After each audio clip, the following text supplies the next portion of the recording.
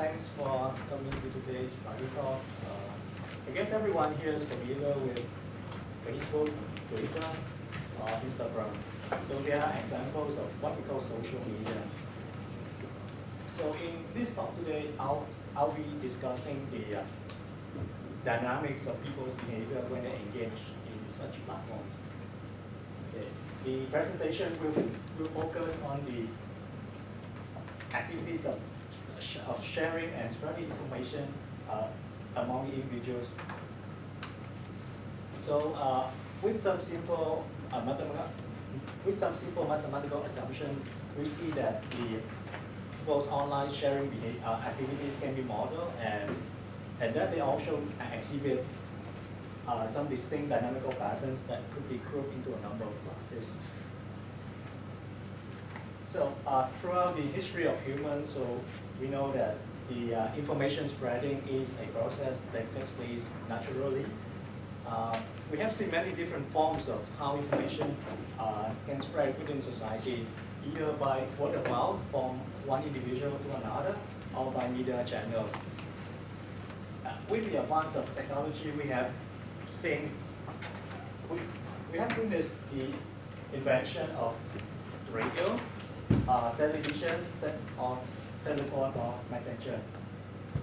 So and those technology actually allow more and more effective communication among people. And now we are living in the era of social media like Facebook and Twitter, and we have observed massive information spreading phenomena like the Arab Spring a couple of years ago. Okay. So before we move on, we all know that we use social media on a daily basis, if not hourly. Okay, so what is social media precisely? So according to Kaplan and Allen, social media is a group of internet-based applications that build on the ideological and technological foundations of Web 2.0, and that allow the creation and exchange of user-generated content. So in other words, social media facilitates the interaction among people through the generation of content. But that's indeed what people have already and always been doing in real life before social media. So what has indeed changed? So with social media, people now share more in every aspect. So they share with more people, they have more things to share, and they do it much more frequently. So digging into social media, we are generally interested in understanding how information travels within a network of people and what kind of information will capture the most audience. As mentioned earlier, social media is about the interaction among people via exchange of content. So in order to understand social media, we need to understand the people using social media, or the users, and the content generated by them. So first of all, what do people normally share with their friends? So people So it appears that people like to break topics of their interest and share with their friends, and that topic that something could be a story, a report, or some event. Okay. And people they can also share recreational content like jokes or funny photos for entertaining purpose. And our people they just simply want to voice out their feelings. It appears that people don't spontaneously share, but the sharing is triggered by either an external factor like the arrival of some fresh information, or by an internal change in their state of mind, like they suddenly feel excited, sad, or bored. Okay. There are many reasons why people share with the others. So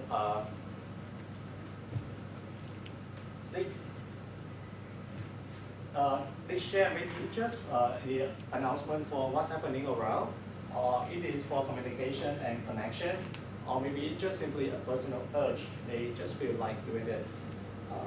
Indeed, a survey conducted by the New York Times Customer Insight Group to understand the psychology of sharing reveals that sharing is all about relationships. So, for example, people share to connect with other people having the same interest, or to stay in touch with those whom they could not communicate otherwise. On the other hand, some people believe that sharing makes them appear smarter.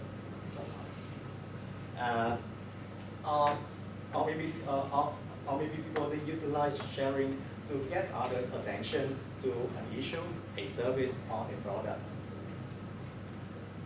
Okay. Then what about the contents generated by the user?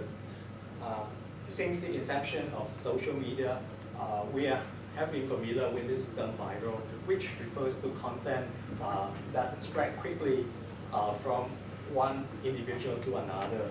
Okay. So these contents are usually shared and discussed by the massive numbers of users within a short period of time after they appear online. While it is hard to know exactly what makes a message viral, but it is a matter of fact that viral contents are usually simple and easy to perceive, and usually they involve something unusual or humorous. Okay. The mechanism, but we know that the mechanism for a message to become viral is just like the virus. It's just like the spreading of a contagious disease in real life. Okay. So starting from a small group of people, then the message would reach many other people in an exponential manner. Okay. But then it remains the question, why sometimes seemingly simple content, they just become viral. Okay. Over the years, we despite not yet fully understood, despite not yet having understood the people's behavior in social media, but researchers have found very useful application of it. So for example, since people express themselves freely in social media, so huge amount of data has become available to study the human psychology and behaviors. For example, we can probe the mental state of a group of people, especially the young ones, and detect psychological issues like depression, or we can get a glimpse of people's eating behavior, the evolution of languages, the demographic distribution, or the political sentiment. Social media also provides valuable means to understand the cultural mixing when people can interact online without any physical border or boundary. And social media can also be employed to add local authority by allowing the citizens to report any issues in a promptly manner. And of course, the marketer can get touched on the social media as well. So recently, by analyzing the Twitter hashtag data, it has been shown that the online content can have four main dynamical patterns. So the first pattern we see here, we only have activities before a certain day.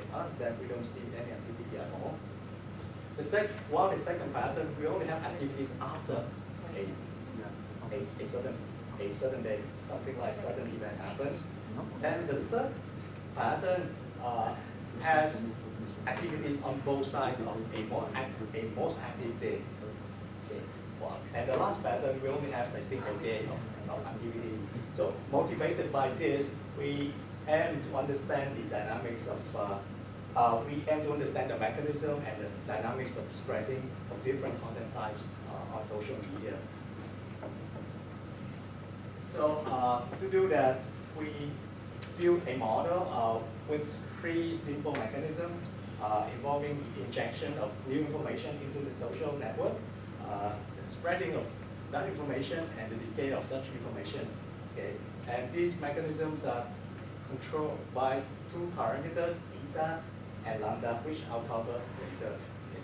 Then the model will test the hypothesis that the build-up in the activities is due to the diffusion of interest of people, and the peak that we observe, like this one, they are due to the sense of time. That peak and the decay, they are due to the sense of time associated with the event. Okay, so let us consider a social network. So let's look at one user I. So the L denotes the people that this user follows on some semicolon leaders, and F denotes the followers of this user. So the arrows here show the direction that information can flow. So when the leaders tweet, then this guy can see the information. And when this guy tweets, so his followers can see the information. Okay, so that's how the information can flow. So here to quantify the injection of new information into the network, so we introduce this term called the activeness, which quantify the probability, how likely an individual can introduce new information into the social network. Okay, so by the number of followers and leaders, we can see that we have four main types of user. So you can see on the left side, so we have these two type users that are not very active, like this one. So he has very few followers and he's following very few people. So maybe just create an account for the sake of having an account. Okay.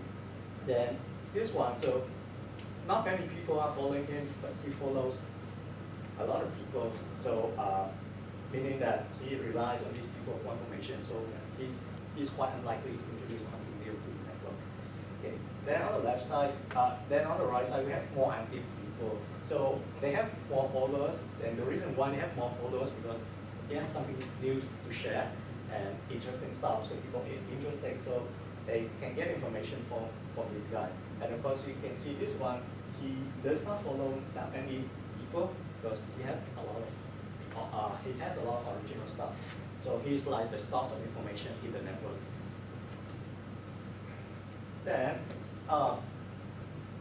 if someone does not get information from outside of the network to introduce to it, he can also he can still propagate information if he receives the information from his leaders from within the network. Okay, so let's consider this user. He follows 8 people, and the number here is the number of followers of that leader. So for example, this guy had 8 leaders, only 1 here and 15 here. Okay. So when one of the leaders over here shares some information, so this guy will see that information, but the importance or the significance of that piece of information shared by the leader in this model, so we weight that by the number of followers that he has. So maybe if this guy, so he has more followers, so something he says is more important, so it seems that it's more significant, so maybe this guy gives more weight to that. Okay, so here we introduce the mean influence, which is just an average number of followers of all of his leaders, and the amount of activity is just the sum of the weighted significant that I just described, and the threshold we introduce a threshold here. So if the amount of activities exceeds a certain threshold, then this user may decide to share that information. Okay. Then every event has a time associated with it. Okay.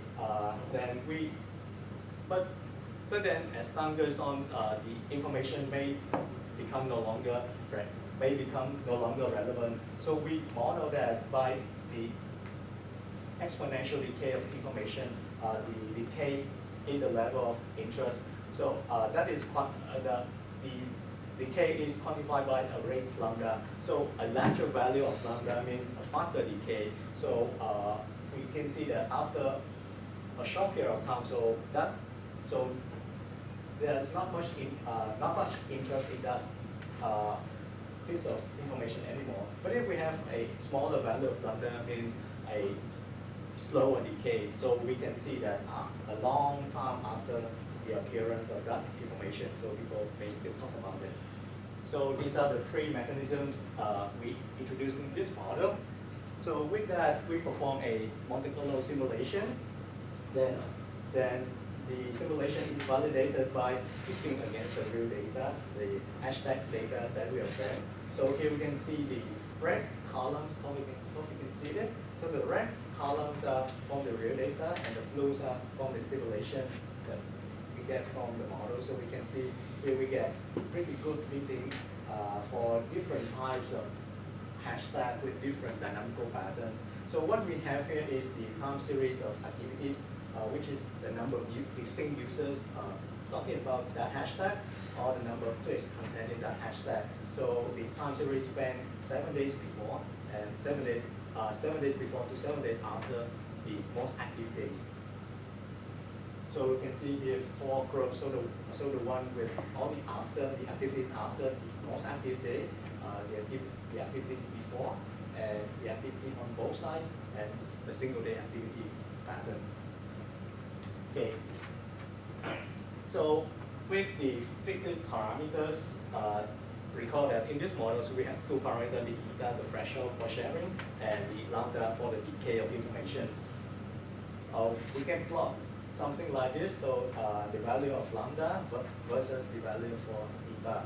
So we can see that we have some clustering pattern here for, okay. So we observe that for this group, so the event with activities on both sides of the most active day, so they generally concentrate at this corner with small value of lambda and small value of eta. That means this information, they can easily spread, okay?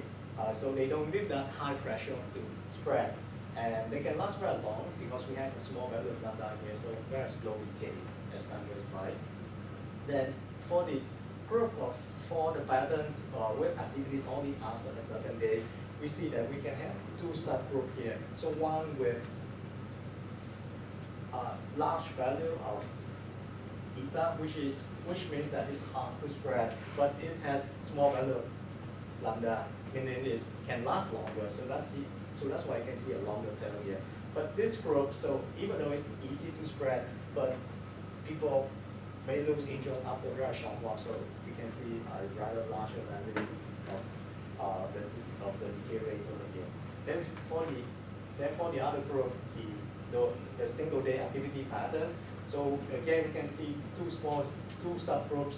So one with large value of eta and one with small value of eta. So this one is easier to spread and this one is harder. For both of them, you can see that they have very large value of lambda, meaning that they only appear and they quickly disappear after that. So through the model, we can achieve this kind of classification, and we can understand the mechanism why we have different patterns. And here I'm showing you 88 hashtag that we could fit in this study. And for some types of event like activism, technology, or charity, they exhibit simple pattern because you can see that they only have a single pattern like this one with the activities on both sides of the most active day. But for some other types of events, so they have quite complicated dynamics because you can see that some hashtag belongs to, it has one pattern, but the others of the same type event, they belong to they has a different dynamical pattern. So we're still trying to understand that. So the model that I have shown you earlier is just an initial study that we have performed. So for the future work, so we might look into the interaction between different types of users and different type of content. So maybe a certain type of user tend to share content about certain things than the other. Okay. Then we hope to be able to characterize the different online social communities in terms of the sharing behaviors and content. So maybe you can see more topics in this particular community and more and something else in another community. Then maybe we also hope to quantify the variety in the context of different social online social communities. Maybe so viral. So why is it viral? Is it because it's intrinsically interesting, or is it just people just see other people sharing, then they keep sharing it? So to conclude, I have presented a model with three simple mechanisms underlying the sharing behaviors of users in social media. So these behaviors corresponding to the way the user interacts with the information, how he perceives and how he decides to share information with other users. And we show that we can have a good fitting of the dynamic of the temporal activity profiles to the real data, and we show that we have the classification of different types of dynamical patterns in the online content. So I guess that's all. Thank you. Any questions from yes? So you measure the K, right? Yes. What about the other end, the pricing side? Is there any? So the other end actually is more like this one. As I mentioned earlier in this one, so the build-up in activity is due to the diffusion of interest. So so the build-up actually is Already captured in the data. yeah, it's in the data. So on the first side, like this one is only the effect of eta alone. But after this, so it is an interplay to eta and lambda, so the k together with the function. Yes. What is your input data? So I imagine you ask Twitter, can you supply me the list of hashtags versus, I don't know, anonymous user profiles? So what is your input? So the data that we use to compare with actually is an aggregated set of data that provided by one of our visitors last year. So what we got here actually is the time series, just the number for every hashtag. So we have a number of users, distinct users, and number of tweets on that day. Then that's it. So we don't have any ID or whatever. It's an aggregated set. So in the lab, if I might add, I think it is it's a 6 month worth of data, and in all the tweets, they are looking at those data where there is a peak, which is I think 10 times greater than the average number of tweets. So these are all tweets around the globe. And the handles are anonymized. So They are. you cannot. Yeah, we don't have any information on IP. We only have the numbers. So what we have is. And also another question that's perhaps more intriguing is it is known that Twitter is used by members of ISIS to spread their ideology. Do you feel your method, your models could be used to perhaps find those groups that spread this ideology? Yeah, actually, that's what I'm proposing at the new, what we plan to do here. So maybe by looking at the content of the tweet, we can identify the social community. So we can isolate, okay, this part actually the supporter of IS. So we can look into that and see the tweeting behavior. Maybe they tweet more frequent and more type content. So actually, that's of the future direction that we might look into. You get the content of the tweets. We only have the hashtag. So you only have the hashtag. Yeah. So actually, the original data provided by our visitor last year, I think he has everything, but when he passed to us, so we only have the hashtag as I showed you here, and the time series, the number of tweets and users on every day. So for one particular hashtag, do you know like an anonymized user ID? No, we don't have it. We only have the number. The aggregated. The aggregated number. No, you know Twitter handle.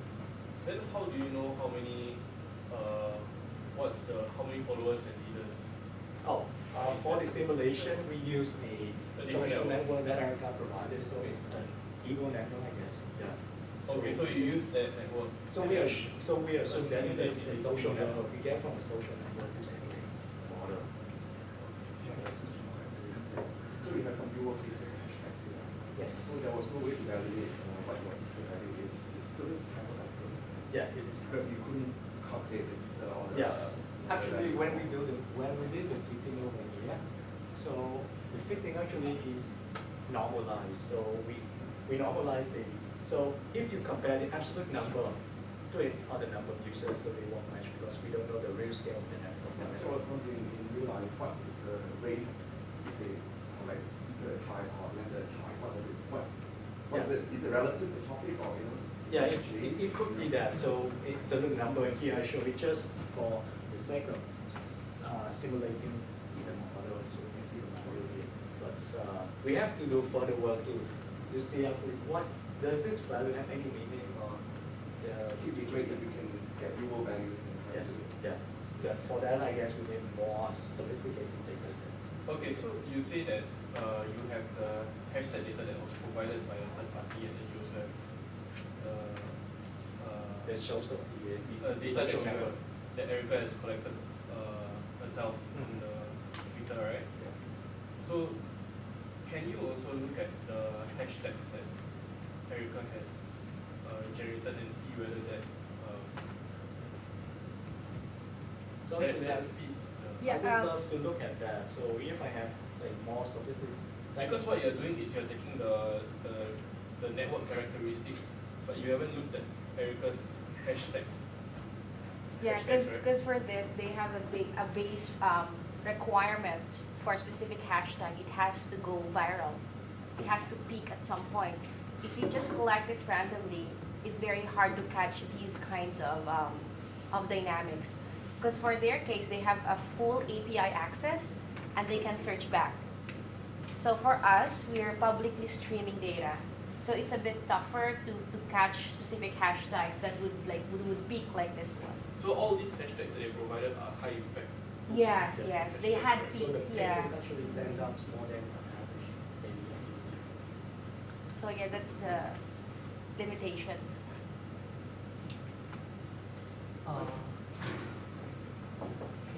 Is it possible by your method to distinguish between something, a meme or something which went viral naturally as opposed to something which was forced by some organization or something? Since in lots of contexts there is this big concern about what's called stealth marketing. Yeah, actually that's also one of the things that I'm proposing here. So the quantification of variety, so that's true. But is it viral because it's intrinsically interesting or it has something to it, or just because of the behavior of people? So people see others sharing, then they share it. So, but I think that is something that we have to look into. For example, in Twitter, Twitter nominally requires a prospective user to provide identification, but there are quite a fraction of users which don't really provide something like a realistic identifying information, and basically you can say that they're quasi-anonymous in a sense. But actually, I think like related to that, so I think one way you can do is that we look at if we can, so we can look at the history of the tweets of that user. Then suddenly, then you start tweeting a lot about this thing, so maybe some manipulation has been done there.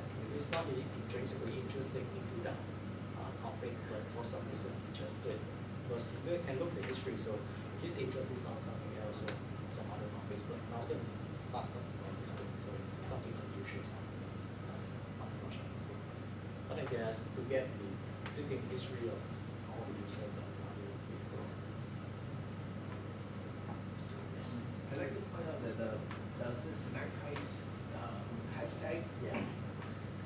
Actually, that one is basically just is Marketing. some you sign up for the email, you will know when it will peak because they will actually send you the email to tell you there's a promotion and Yeah, actually, so we can see here, so actually the pay over.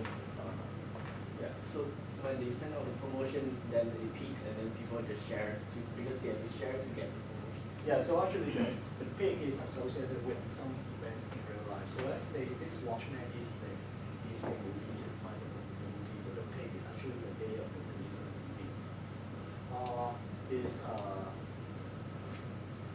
This one is the State of the Union by President Obama. So this is the day. So after that, people are not interested in anymore. So this is the day. And Can we have the final question from Phuket? Yeah. Could you elaborate a little bit on your model feeding procedure, just to understand?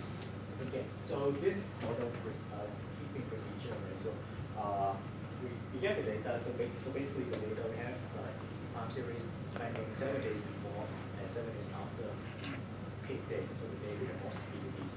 Okay. So we normalize that. So if you realize, so we have the numbers here are normalized for 71. So we normalize by the total amount of tweets within that period of 50 days. So we get this number for the real data, that's the red column. Then for the simulation, we do the same thing. So with the two mechanism, with the three mechanism we introduced over here, and with the two value, eta and lambda, we run the simulation and we get a bunch of profiles scanning the entire parameter space. Then we try to get out which pair of lambda and eta would provide the profile that best match with the real data. Then from there, then we select the point we need. So let's say for this watchman, then we realize that at this value of watchman, yeah, so lambda is 0.4 and eta 25, and we get the best match profile. Then of course we have some score to say that how good the fit is, so we choose the one with the best fit. So essentially what you have here is like you have a couple of parameters that Two parameters. you're trying to fit your simulated data to the actual phenomena. Yeah, so basically we have two parameters when we scan every value in that parameter space, then we pick out the profile with this pair of value that best match the real data profile. So could you say that we can always find a fit? Because we have tried like many tries, so we say that we settle with these two parameters that we say that actually this is the one that we can get the best fit of the real data. Then there are some other mechanisms we introduced that we don't get very nice fit. Then one factor we can consider is that we have how many hashtags for the real data that we can fit. So for this one, we can fit like the most number of hashtags. So that it fits, as we can see here, they pretty well here. I'm still trying to understand, like, in the absence of the follower and leader information, so the fit could be completely coincidental. Yeah, so I guess one assumption we are making is that this network we're using is a social network, which has some similar features. So your assumptions are based on like a typical social network with some typical values for followers and leaders, right? Yeah. So there is something, if the network changes, the fit might be off. Yeah, I guess so, but I think with that set of data, I think that's more or less what we could get out of this. But I guess with more sophisticated data sets, then we can look into model and look at the structure of the followers network. Okay, guys, we ended up very well in time. So thank you everyone for attending this Friday talk. And